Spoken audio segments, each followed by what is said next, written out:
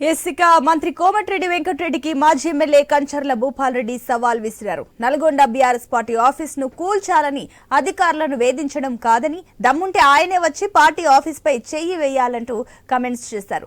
మంత్రి కోమటిరెడ్డి వైఖరి మార్చుకోవాలంటూ హితవు పలికారు. కోమటిరెడ్డి మాటలు కోటలు దాటుతున్నాయి తప్ప అభివృద్ధి గడప దాటడం లేదని విమర్శించారు. నిబంధనల ప్రకారమే నల్గొండలో పార్టీ కార్యాలయం నిర్మాణం జరిగిందంటున్న మాజీ ఎమ్మెల్యే కంచర్ల భూపాల్ రెడ్డితో మా ప్రతినిధి కిరణ్ ఫేస్ టు ఫేస్. కొత్త పంచాయతీ తెరపైకి వచ్చింది. నల్గొండలో బీఆర్ఎస్ పార్టీ కార్యాలయం అక్రమంగా నిర్మించారని కాంగ్రెస్ నేతలు ఆరోపిస్తున్నారు.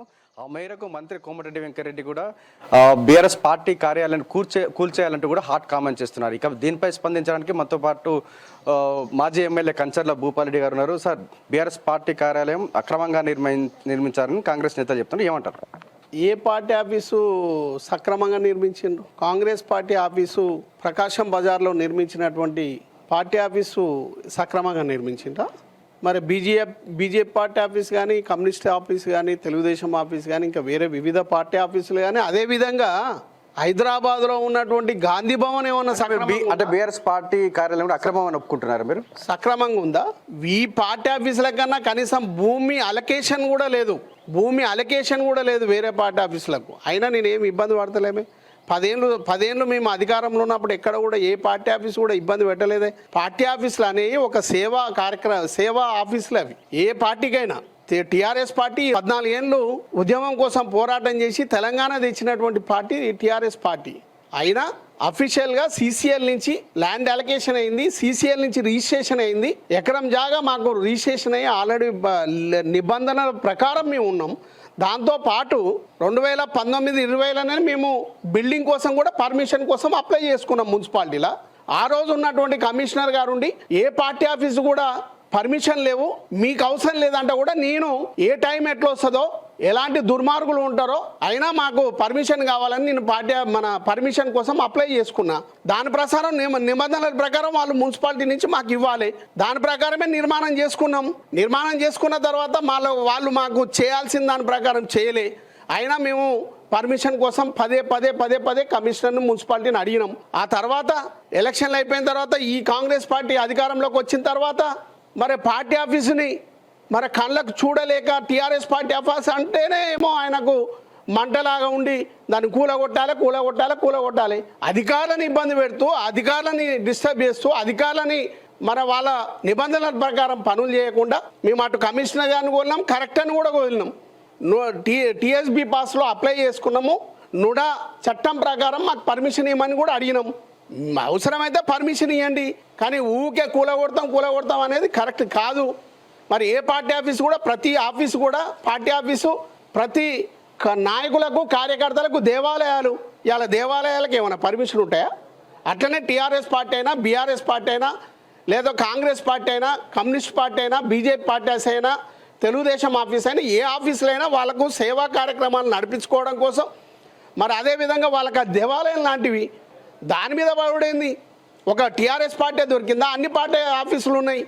ఇది కరెక్ట్ విధానం కాదు. కోమటిరెడ్డి వెంకటరెడ్డి గారు కావాలని మాతోటి గోక్కుంటే ఆ పాపం మీకే వెంటబడుతుంది.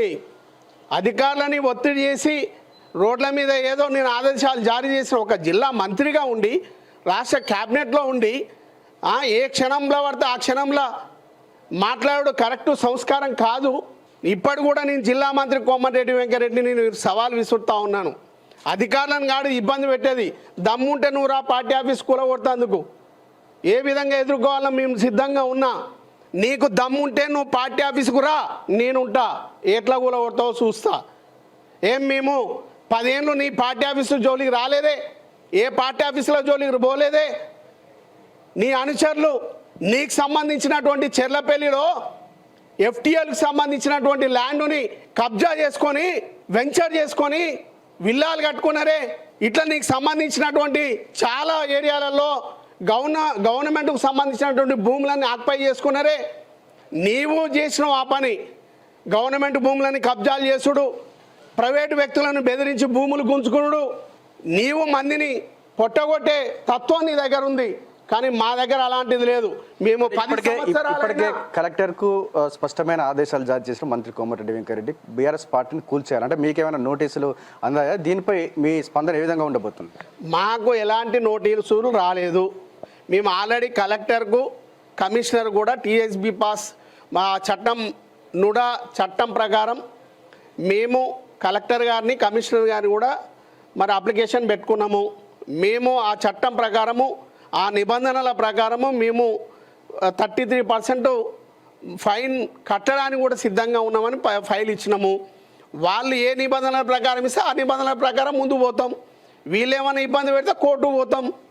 కోర్టులో ఈయన జిల్లా మంత్రి ఏదో ఆదేశాలు జారీ చేసిందని ఇల్లూరుకులాడితే రేపు ఉద్యోగాలు పోయేది గవర్నమెంట్ ఉద్యోగస్తులై.